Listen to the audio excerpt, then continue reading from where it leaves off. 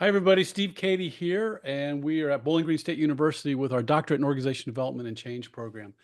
And we have Mike Zickar here with us, who is also on our faculty and us in the IO-Psych program at Bowling Green State University, which is really great. And our doctorate program is been in the works for many years, and we now are in our year 7 with our cohort 7 coming in this fall. And we have the average age of our students in the doctoral program is 47 years old, 20, 30 years of experience. They are from all over the country and outside, and they come from every conceivable industry, profession, perspective that you can imagine. It's a wonderfully diverse group of human beings who are really committed to transforming organizations, revitalizing communities, and developing human potential. And it's all based on this human-centered approach to business and organizations and creating a world that works for everybody and a better world that works for all, which is really appropriate for our topic today because Mike is committed to that as well. And I've known Mike since he was a young little lad, and we came into BG together and became really good friends. And I've grown to appreciate Mike's work. He, as you know from his bio, he has a really strong research background and strength in the research approach, but he also uses that for very practical and very, I think, timely topics, and is also really creative in his approach to these topics. And the topic today is working in a politically polarized world, and this is absolutely timely. And I think someone said it. It's an international phenomenon. Wherever we are, we might think it's happening in our world, but it really is everywhere. And it's not just in society; it's in our communities, in our businesses, in our organizations, and in our homes even. So we really have a hot topic here today. So, Mike, thank you for making the time. I'm really grateful. And Teo, if you could help out spotlighting Mike and so forth, and do some spotlighting for us, I'd appreciate it. But again, Mike, I'll turn it over to you, and if you want to give a little bit more of an introduction for yourself, what you'd like to share with us that you'd like us to know about you, and take us into your topic, I'd really appreciate it. And again, thanks for your time today. Yeah, excited to be here. Excited to see in the audience a lot of names from different backgrounds and different circles that I've been in, and also a lot of names that are not familiar to me. This project or this talk that I'm giving, I've given in different versions for different audiences, and I hadn't given a similar talk in a while. It feels pretty of the moment right now. This particular topic, no answers here, but some interesting sort of research and findings that maybe can help us navigate through these tough times. In putting together this talk, I realized that I've been working in this area and in this space of political polarization and in the workplace and in public service as well for more years than I had thought. And so what I'm going to do in this talk is present some like high-level findings from some of the research that I've done with colleagues around the country and also with a lot of graduate students here at BGSU. I'm going to focus on one talk in or one study in particular, but then I'm going to also talk about other related things as well. Um, and let me just give a shout out. Lucas Wall is on this call and is a PhD student in industrial organizational psychology. Lindsay Denneker is a PhD student in IO. Jordan Doherty, I'm going to talk about his dissertation real briefly, is the very first D.ODC graduate and did a study on trust in municipal government. Some other students at BGSU, Emily Brown and Adriana Klepek, and then Rich Mendelson and Gloria Kozik at Kaiser University in Florida. Some of you know I have a background in public service. I was elected official. I ran against another professor for Bowling Green City Council, and then served in as a party chair in partisan politics, recruiting candidates and trying to help candidates win in Northwest Ohio up until a couple of years ago. And so I have a real background in public service. that I've always tried to integrate into my research. And lately it's coming out a little bit more. This project, though, really started in about 2018 with Mendelssohn.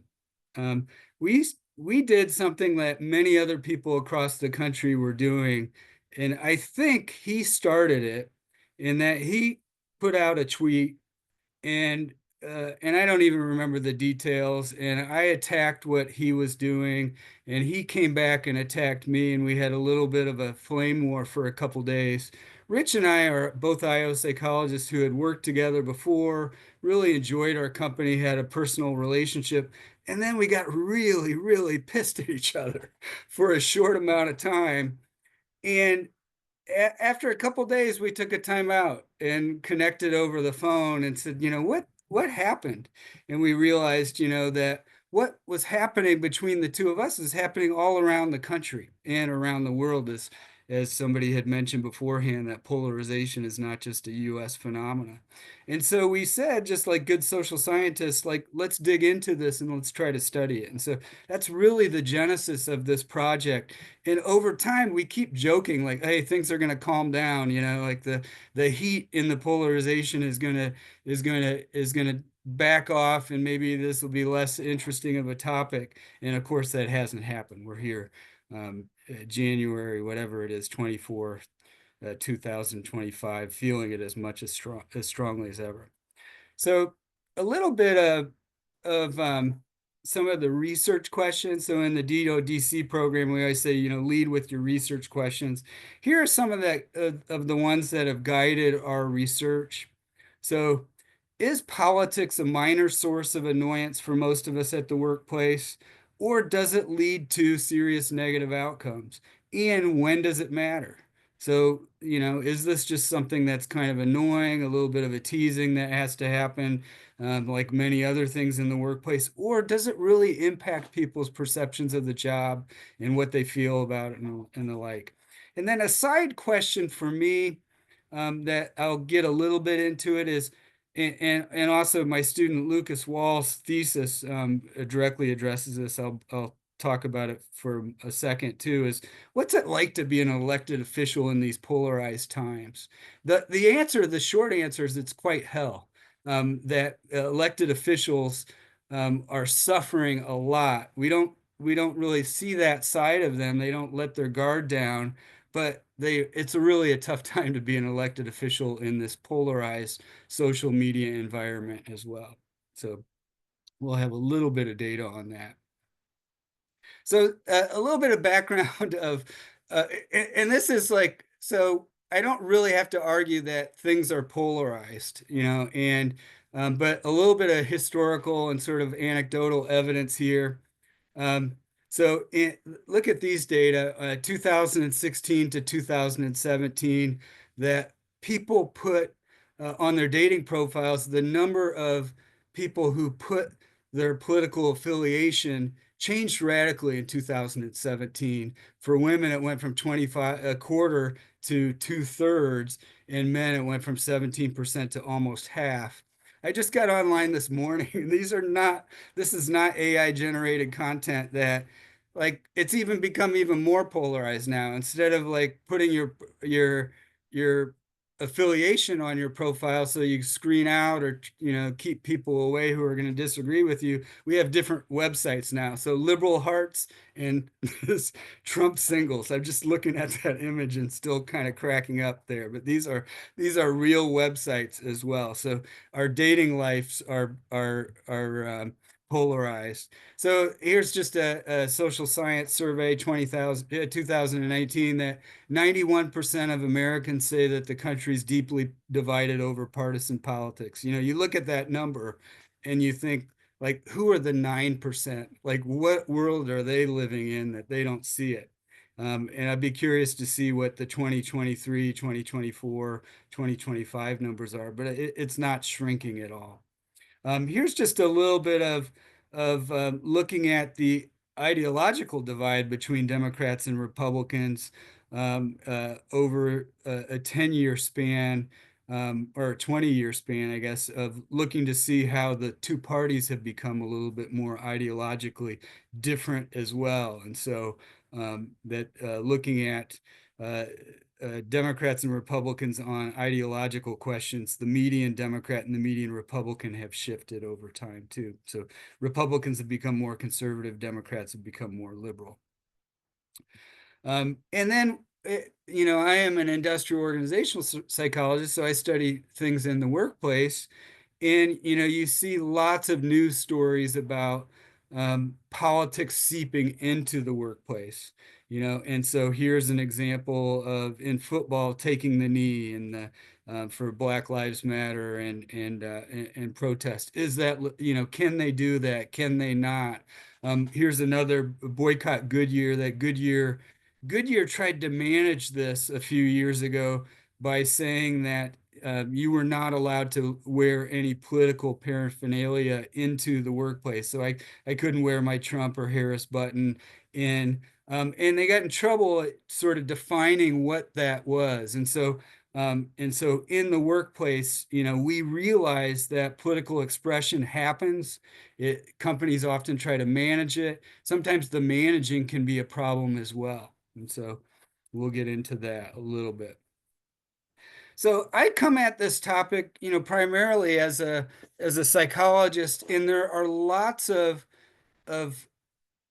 things looking at harassment and bad treatment in the workplace. And so we talk about incivility in the workplace. So workplace incivility is low intensity deviant behavior with an ambiguous intent to harm the target in violation of workplace norms for mutual respect. So I don't like you, I ignore you. I don't say I don't like you, I just ignore you. I don't invite you to after workplace events. I don't talk to you in the hall. I'm extremely rude to you. And it's often ambiguous in that you don't know exactly what's happening since I've kept it ambiguous. And so this is certainly something that's been studied a lot in the workplace. And then we also have lots of research on harassment based on different types of characteristics. And so this first project here, sexual and gender harassment, is one that in graduate school I was part of the first team, or one of the first teams, that really studied the effects of sexual harassment in the workplace. And so this is harassment based on your gender identity and your sexual, your sex. And that's sexual orientation harassment, religious harassment, non-harassment. So harassment based on your religious beliefs or your lack of religious beliefs too.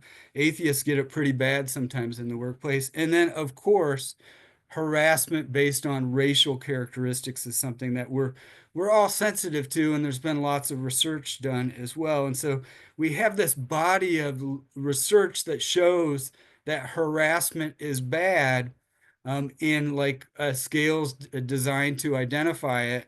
So we looked at these sort of instruments in this body of research and tried to see whether we thought it might be relevant to harassment based on politics. And so there certainly are some similarities and dissimilarities. And so one thing about political identity that is similar to some of those characteristics, but not others, is that your identity can be hidden. Okay. And so you can manage your identity related to politics, on who you share your views on, your views with. So it's similar in some ways to, to religious beliefs, or perhaps like sexual orientation in some ways, and that there is some managing that can be possible. It's different than typically than for race or for sex. Okay. Another one that's interesting that may be kind of like related to religion is that people vary on how much they care about politics. I'm somebody who I wake up in the morning, I'm checking like, okay, what happened, who said what, and all of that. And many of you out there are doing the same thing, but there are others who could care less about politics. They don't want to talk about it. They don't even have like a strong view on things as well. And so in our workplace, we have some people who care about it and some people who don't. Okay. Another thing that's interesting is that political orientation is not a protected class. And so when we talk about protected classes in harassment literature, we're talking about the 1964 Civil Rights Act, and we're talking about subsequent federal legislation that makes certain characteristics illegal to discriminate against. Okay. And so those those protections really do guide a lot of organizational actions, and politics falls out of that. There are some places that politics are protected classes, but in general, it's not. Okay, and so uh, in general, an employer could in private industry say, I don't like your political views. I'm gonna terminate you. You don't have that. They can't do that for race or sex or religion. And then this last one, First Amendment speech rights. This one's like a fuzzy one. It came up a lot with the football political expression in that as an employee, your First Amendment rights are sort of somewhat curtailed, at least in most jobs. But as a private citizen, when you're not working for your employer, you certainly do have First Amendment rights, and it becomes sort of like a blurry line right now, especially with social media. And that I may go home in the evening and post something really, like that my employer doesn't like on social media, and then I show up the next day and do my job. Like, do I have the right to do that protection or not? And it becomes a little bit fuzzy. And also, a lot of times, I think employees think they have First Amendment rights, that I have the right to say whatever I want, or I have the right to wear my Trump hat or my Harris hat at work, when in fact, that those rights are somewhat curtailed. Okay. If we had Pat Pauken at the university, Pat, as many of you know, is a First Amendment specialist and deals a lot with this issue. So with that in mind, our study one and our goals here were to develop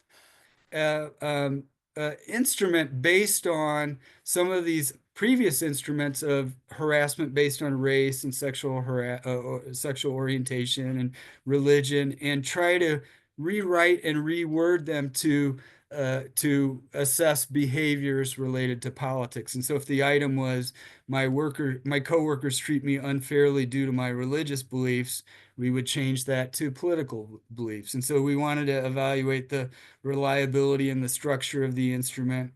And then we wanted to examine the external correlates of the measure to see whether that harassment or that perceived harassment seems to cause harm. And so some of the variables we studied to begin with are intent to quit. So do you want to quit your job? Do you like your coworkers? And then positive and negative affectivity, like how in general of a positive or negative mood are you? And then we looked at some moderators too. I'm not going to talk about these too much, partly because our results are like a little bit complicated, and I feel like I don't have a handle on them as much yet. But we did look at how much you suppress your political beliefs, how much you manifest them, how much you show up with them, and then your perceived similarity between your coworkers and your supervisor is a key variable too. Do you feel like you're the only one? So, oftentimes conservatives will say, I'm the only conservative in my academic department, or in the opposite too, that I'm the only liberal in my particular workplace or something like that. Okay, so some research questions. So potential consequences, decrease coworker satisfaction, stress, intentions to quit, some antecedents, some things that might be related to similarity in the workplace, whether you're hiding your views or you're wearing them literally on your sleeve. We can all think of people with differing variants on those. The intensity of your views too, and negative affectivity. Like, there are people who in psychology we say who are high in negative affectivity are people who perceive slights in all particular situations, that they're generally sort of grumpy and in a bad mood, and that may be related to whether you think that you're experiencing um, the harassment. So this initial study, and we've done subsequent ones, Rich Mendelson and I used a snowball sample, and we purposely wanted a polarized sample, and that we were both had backgrounds in the opposite political parties. Okay.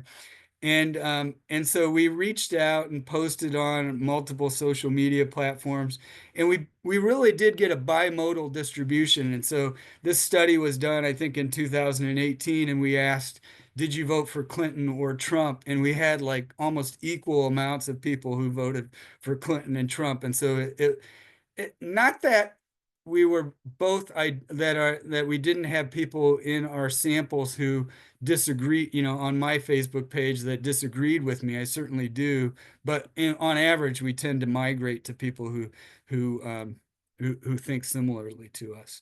We did some aggressive screening to weed out inattentive respondents, and so this initial sample's 207 people. Um, so Clinton won the this initial sample, but just barely, and then actually the didn't vote or voted for third party also was pretty high as well. And then we asked people, so asking people their political views turns out to be pretty complicated. So like you can ask them, what party do you identify? Which candidate did you support? And then in general, do you consider yourself liberal or or conservative? And so we had slightly more conservatives, but we also had slightly more Clinton voters here. Um, our sample was roughly the same age as Rich and I. Um, so a mixture of people.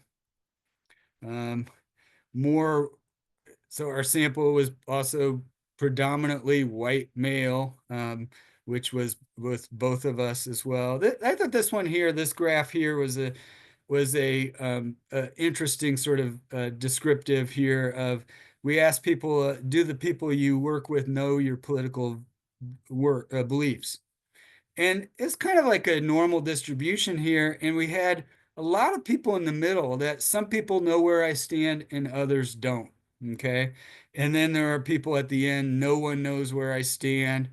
Everyone knows where I stand. Um, and you can think of people you work with where you have no idea what their political beliefs are, and then others who, you don't have to be there around more than a minute before you realize who that is, like who they support. Okay.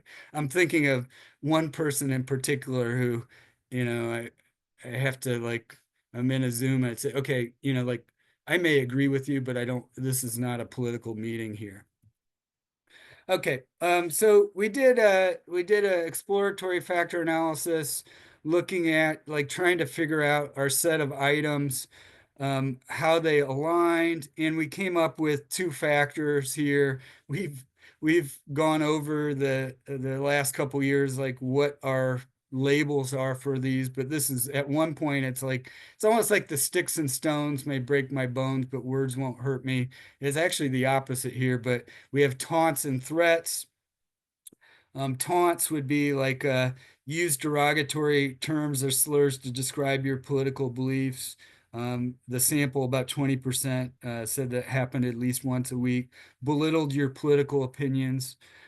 These were taunts. And then threats, threatened your career because of political beliefs, threatened you physically, and there's another item as well there.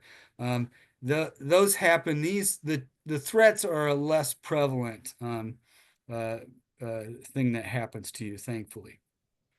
I'm going to go through these quick. Some antecedents of taunt. So the more that you are out in your beliefs and the less that you're suppressing them, the more likely that you face taunts. This positive and negative affectivity didn't have anything to do with it. The more that you think politics is important, the more you report experiencing taunts as well. So that kind of makes sense. These relationships are pretty small, though. I mean, the correlations are really, really small. Consequences of taunts, and so stress, self-reported stress, that's a more stronger correlation.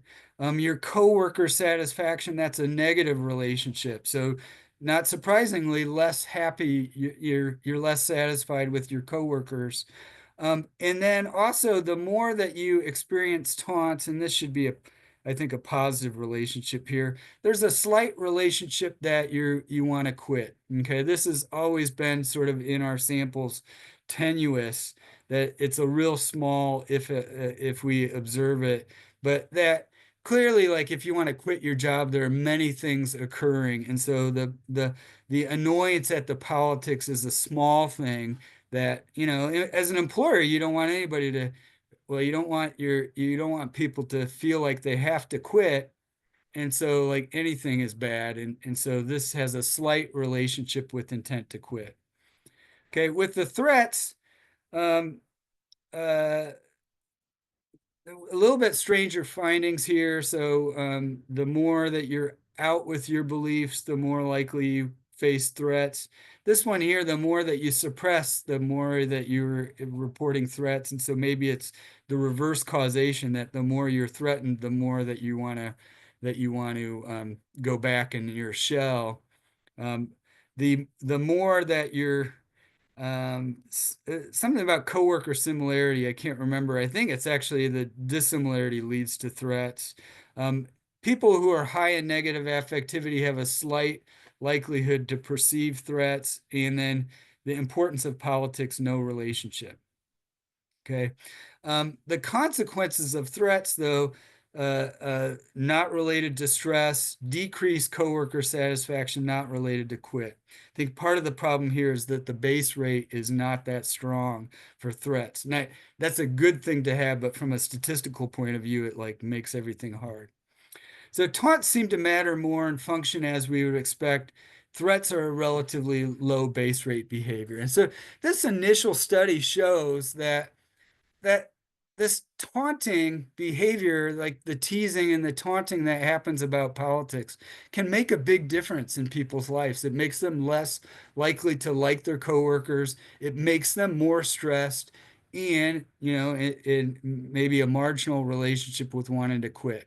Okay, so just really here's the conclusion here. Um, and so negative consequences to this. This isn't just a minor annoyance for some people, that it can be a serious source of stress. I'm going to just pause for a second, take a sip of tea, and if anybody has a question that they want to ask. Yeah, the chat, there's been quite a bit of chat. So I'm looking here. Let's see here. Let's see, looking in here. I can jump into the next. Yeah, Courtney Well, writes, he just writes, I'm curious to know how these results would compare over time in a longitudinal study. Would yeah. those conservative and liberal groups shift based on the primary candidate at that time? Would age also serve as a variable? I believe with the height of social media, younger generations are more likely to share their political views in organizational settings and on social media platforms. Yeah, a couple good points there. That the age and social media is an interesting one. Um, we did collect some a little bit of minor longitudinal data.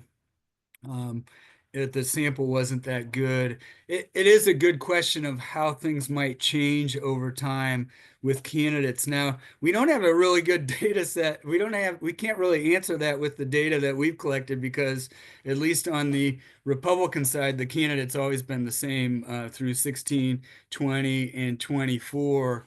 On the Democratic side, we have some change there as well. You know, I mean, some of this is driven from the top of the ticket, obviously. Um, but this polarization was happening, and lots of political scientists analyzing, like, like, did Trump cause this, or is Trump a reflection of it, is one way to think about it as well. And I think that line, and let's not just put it on Trump as well, that did are the politics that we have today what a reflection of our polarization, or has it caused us to be more polarized, is probably is a better way to say it. Well, let me jump into, so I'm going to just go through a bunch of studies now real quickly. Um, so subsequent studies, we've collected a couple, and we are writing up the paper for really what's three studies. Lucas Wall is taking the lead on this. That we have a two-factor solution of threats and taunts. Though for most studies, you might just really care about a one dimension, not a two-dimensional thing. And in one of our last studies, we related this harassment to physical challenges, physical stress, like physical health challenges too, and that there is a there is a link between the harassment that you report facing and physical challenges that you have in the workplace too. It's not a, it's not a negative, total. It's a modest relationship, but people who are reporting these types of harassment are also reporting those physical challenges. So I thought that was a fascinating one. So let me just a couple other studies in this space. This is one that I did preceded this work. That when I was on city council, I was a full-time faculty member and then, was working as an elected official in time. And I really had a hard time juggling these different roles and these different jobs. And I had a lot of flexibility as a faculty member in that if I wasn't teaching and had office hours, I really could go away to a ribbon cutting and event. But there were other people working this job that had really strict boundaries between their jobs. Somebody in our sample was a UPS driver who at the time couldn't even answer their cell phone while they were out on a route. It really was like sort of, if they're working from 8 to 5, they couldn't do anything related to city council at the time. And so we studied this juggling of your primary job and the secondary job, which was your council job, and found that like the secondary job, the city council job spilled over. So if you're feeling a lot of stress on city council, you've experienced a lot of stress that spilled over into your family life and into your primary job as well. And so one of the challenges with, especially at the local level, we all think about like politicians as congressmen and congresswomen and senators and all the like, and that's a full-time job, obviously. But for most of our local governments, they're part-time jobs. The mayor of Bowling Green doesn't pay a full-time salary. It's a part-time job. You're either retired and doing it or you're doing it as a part-time job. And so like people who do this work, there's a big consequence to doing it. And so, like, one takeaway lesson is when you're mad at your city council member, like, be kind to them as well, like when you're trying to express it. This project was really started with one night I took a call from a constituent at 9 o'clock, and they were really upset about a neighborhood zoning issue that like was kind of a big deal for them, but like in the big scheme of the city was relatively small. And the next morning I had to teach a graduate stats class at 8:30 in the morning. And so I'm listening to this call and the anger is just going up and up. And they weren't really angry at me. They just wanted me to act on it. And meanwhile, I'm thinking the next morning, I got to get up. I got to be ready to face these PhD students and talk about statistics. And so lots of difficulty juggling jobs here. Okay, this study really here is a fascinating one. This is the study by Lucas Wall, who's on the Zoom here.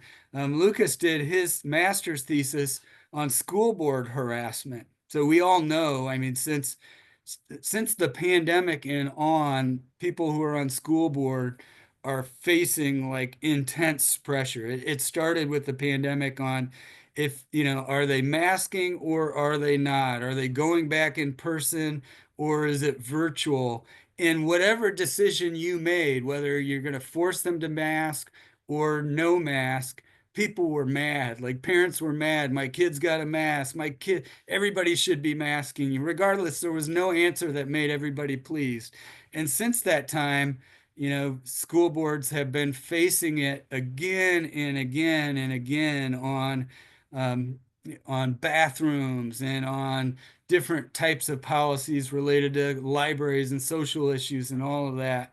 And Lucas's thesis studied like harassment based on constituents, based on fellow school board members, looking at it on social media. Social media has made it so that it's like pretty miserable to be an elected official in many ways. Because nowadays, like no, you can just lay it loose in the middle of the night and tell your elected officials what you really think, and everybody else can see that criticism as well. And one key finding is that harassment that is experienced by the school board members is related to negative likelihood of running again. In the state of Ohio, I think it's all school boards, but at least some of the ones I know locally, you get paid $50 a meeting that you attend. And so most of these school board members get $100 a month to be on school board. So it's not really a job that they're doing for any kind of compensation.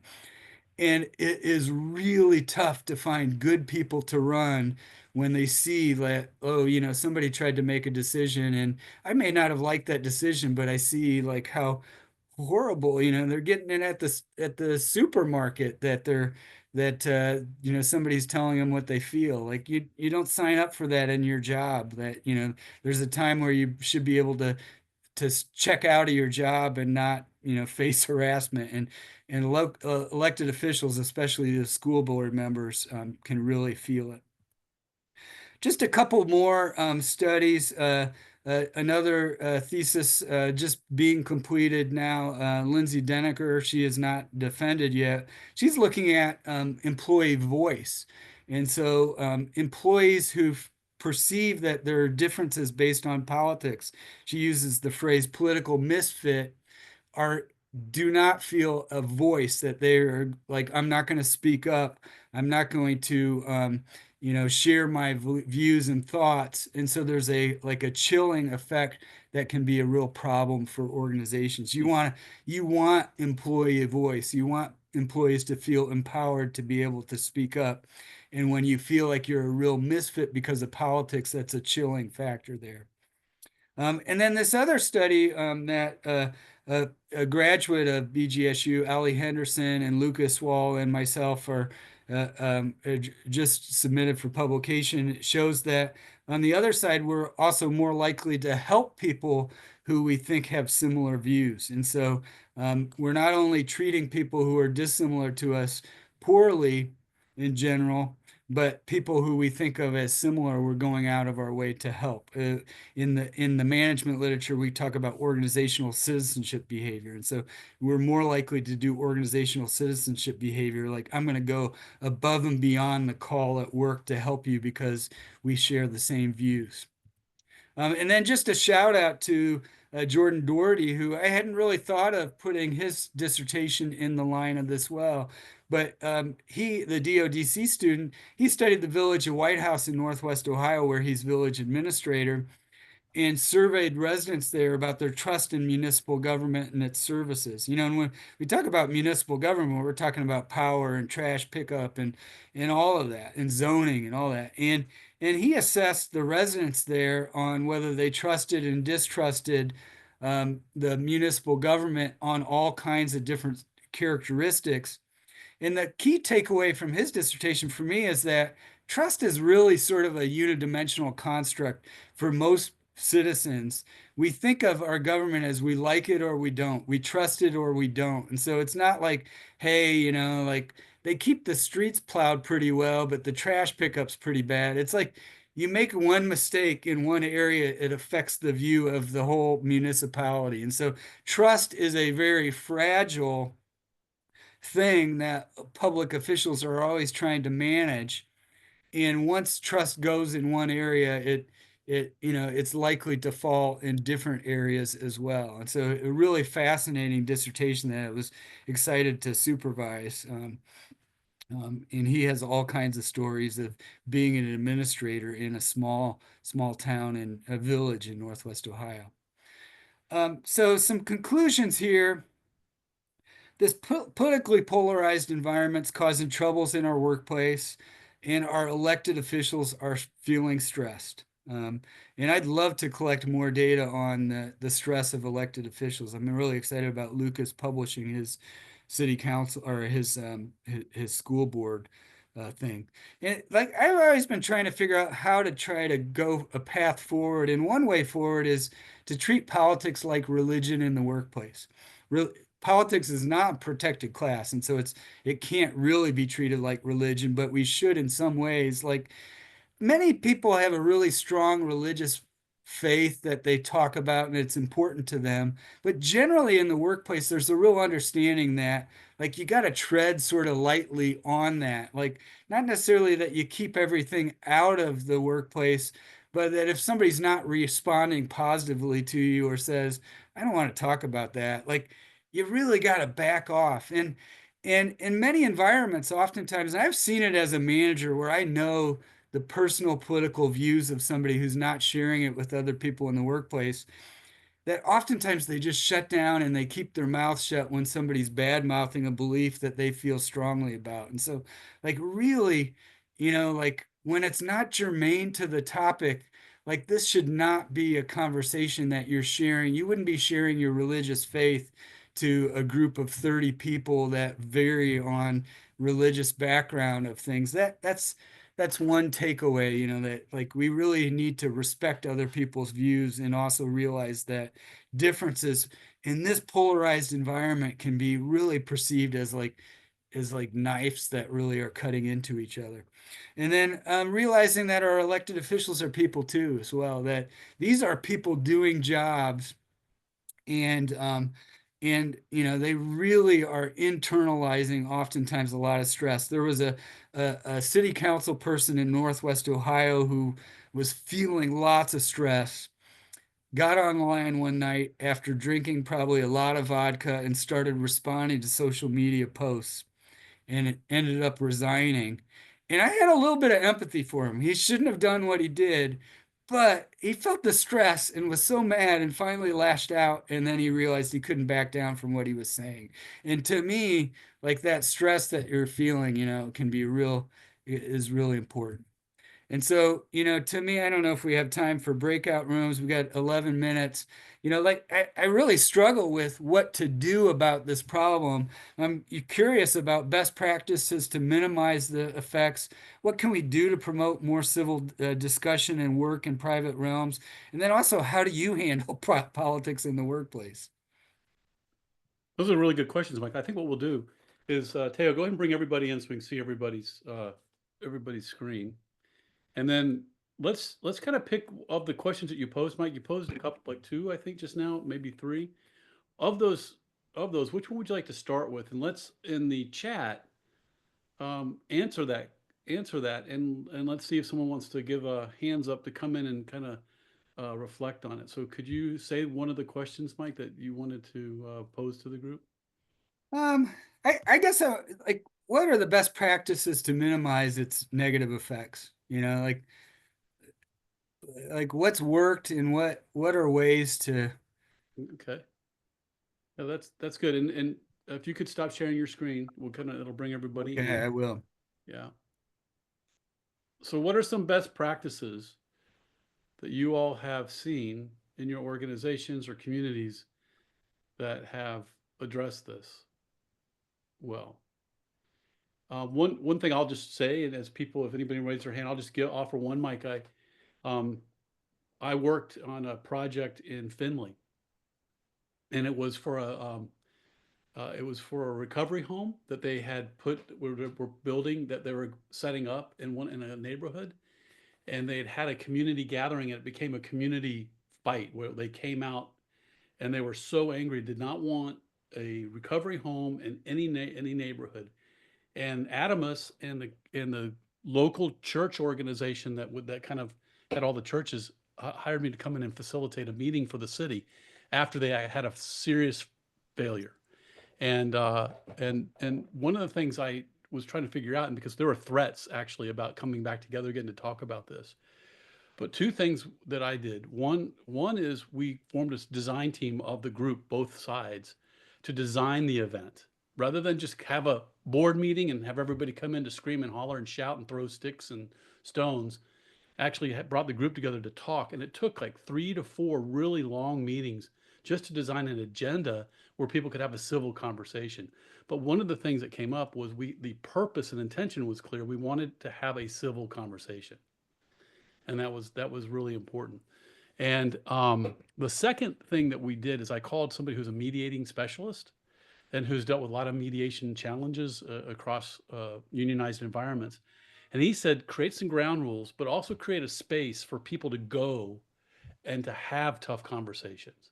Like, so if you're in a conversation in the organization or in that meeting and something got too heightened and too out of hand, create a space that to upfront say, we have a space that we will go to and we'll make sure that we talk and that you're heard. And so creating boundaries and ground rules and creating spaces for people to go ahead and vent and say it's okay, but not in the big room. Those are a couple of best practice examples, from my experience. And the event went well. It was like 300 some plus people in the room, and we had a civil conversation, and came up with some conclusions that the group agreed on, both sides. What are some other things? Anybody want to come in and share a best practice example to Mike's point? Anybody want to share? Yeah, Francis. Francis, come on in. Hey, just thought about it. The initial motivation that Mike gave was making conversation with the opposing point of view. And it reminded me of a way that we had gotten at that in their political views. It's structure the conversation, but have it start off with people stating their position and require the other person to tell me one thing the other person said that made sense to you. What did you hear that you never understood before? But start off with finding some value in what the other person's point of view before you even begin having a conversation. Yeah, that's a good one. Bernardo has one, and then Ryan has one. So Bernardo? Yeah, building on what Francis said, I've been a colleague, David Kemp, and Chris Lee are creating what they're calling a better conversations approach. And the idea is to ask someone who might have a different opinion, tell me an experience that leads to this belief or value. Rather than getting into the philosophy, it's about getting into experience. And also sharing an experience, he says, that disagrees with, that is against my position, in a sense, ceding a position to them, and then creating space for them to share an experience that is in line with my position and where I can do that as well. So I want to raise an additional question, if that's okay. I mean, I think all these ideas of civility are great. I worked with America Speaks for a while, leading very large, facilitating very large town halls that involve conversations and trying to lead to policy positions across vast differences. For example, on healthcare reform in California, or the budget and the economy. Also worked, a little bit for the National Institute for Civil Discourse. So I very much believe in it. But some people have pointed out how civility is a way to suppress challenges to the system. And I think that can come from many different sides. I mean, in the current climate, I think that's what some people are saying on the right. I don't agree with them, but I understand the feeling from the other side. Yeah, Carolyn Lucensmeyer, you mentioned, thanks, Francis. Yes, that's who I worked with. And she's quite inspiring and has written books about that and chapters. But here's the challenge, is that I think we're beyond, in some ways, we're not in a civility kind of place. I really worry that civility is enabling things. And an example is when I when I was the facilitator for one of our Budget, Our Economy sessions, I was the Portland facilitator in this national session. And they had agreed, the committee in charge and we had people from MoveOn.org all the way to the Tea Party. This was back around 2018 or so. And the committee had agreed that they weren't going to do the Pledge of Allegiance. They were going to do America the Beautiful and sing that. It was politically charged in Portland. And even though that they had agreed, a couple of people stood up and started reciting the Pledge of Allegiance. It felt very aggressive and violent. And as a facilitator, I had to just let them do it. I couldn't stop the Pledge of Allegiance. But it just created this horrible feeling. So the question is, how do we manage that? I'm all in favor of connecting with people, understanding them, but when the larger norms are being violated, with the expectations of safety at work and things like that, I'm thinking about all the federal employees who are suddenly, being looked at and being threatened, and so it's a different game. Yeah, Hmm. this talk of civility is important, but I feel like a lot of times what I'm studying is people are doing their job, and it's not like you know they're doing their job in politics. The discussion of politics is is taking place when in the old times it must have been sports or something like that. And I just think of an example. In 2000, I was teaching a large intro psych class, and in the back of the room, I saw two students holding up the sign for the opposite presidential candidate that I was supporting. And it just drove me crazy. I was just looking at them. I didn't have the guts to tell them to take it down. But I saw them the next day and I said, "What were you doing holding that sign up?" And they said, "Oh, we know that you're a big, the opposite party." And so we just tried to get under your skin. And I said, "Hey, listen, like I am not coming into class saying vote for my candidate. Like you shouldn't be doing the same thing to you. Like I'm happy to have a political conversation with you, but not in the sacred space of the classroom." And I feel like a lot of this may be really, having more explicit ground rules and group norms and discussion about what we should and shouldn't be talking about in the workplace when politics isn't the main frame, main focus. Like you can't avoid it if you're teaching political science, obviously, but um, I don't know. Yeah, I like the comment that someone said about brave spaces to have conversations versus safe spaces. Yeah. That there's another concept around, I'm not sure if you've seen anything, Mike, around this notion of, and I like it, the mediator talked about ladder of abstraction. And like when people are polarized, where do they agree? Can they find a higher level concept that they can agree on that can allow them to come back down into some detail? Because maybe a lot of the polarization comes around specifics. And so have you found anything around the specificity of the polarization or any thoughts on that? No, I haven't. No. Yeah, that might be worth looking at, like polarization and specificity, like the attitudes theory, the level of specificity and how that plays into the polarization. So if you can get a little higher level, maybe there's some common ground that people can find with each other. Well, this is great. It's time for us to wrap up, and thanks everybody. Ryan you got a burning thing you want to say, Brian? I have Okay. 5 burning things I wrote down. I'm trying to go for, Yeah. but I think what it comes down to, you talked about specificity. How on earth do you get 100 people to agree when 2 can't? Right. So I think this comes down to if I know your story, how can I hate you?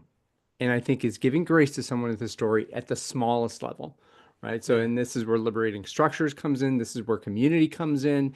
What is the community we're in, and who are you in that community? And I think that's where there's layers of abstraction. Oftentimes, okay, and you start with that layer of abstraction, and it's just other. Nope, nope. You're wrong. You're wrong. And then where do you go from there? So I think it's That's about awesome. showing grace at the individual level in small groups, and then letting that become a culture. Great. Thank you. That's really good.